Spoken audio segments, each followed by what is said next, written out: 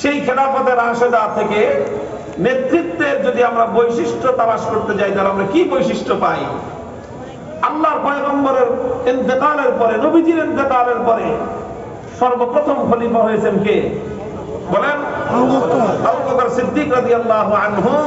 তিনি ছিলেন খলিফাতুর রাসূলুল্লাহ সাল্লাল্লাহু আলাইহি ওয়াসাল্লাম। তিনি আল্লাহর নবীর পরবর্তী খলিফা, প্রতিনিধি। হযরত আবু বকরের পরে খলিফা হয়েছেন ওমর ফারুক রাদিয়াল্লাহু আনহু। তারপরে খলিফা হয়েছেন হযরত ওসমান যিন-নুরাইন রাদিয়াল্লাহু আনহু। তারপরে খলিফা হয়েছেন হযরত আলী রাদিয়াল্লাহু আনহু। এই চারজনের খেলাফত, এটাই হলো ইসলামের জন্য, উম্মতের জন্য, কিয়ামত পর্যন্ত মুসলিম জাতির জন্য খেলাফতের সর্বোচ্চ মডেল। এই মডেলটাকে যদি আমি একটু অ্যানালাইসিস করি, সেখান থেকে নেতৃত্বের একটা অপরিহার্য বৈশিষ্ট্য আমি খুঁজে পাই।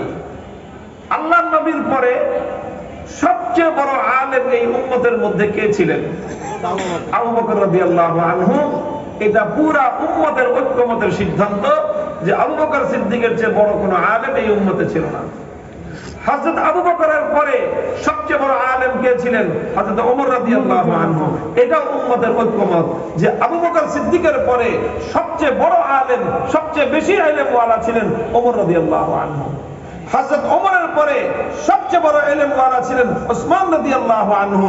হযরত ওসমানের পরে সবচেয়ে বেশি ইলম ওয়ালা, সবচেয়ে বড় আলেম ছিলেন হযরত আলী রাদিয়াল্লাহু আনহু। এইভাবেই এই উম্মতের রাজনৈতিক নেতৃত্ব প্রতিষ্ঠিত হয়েছে।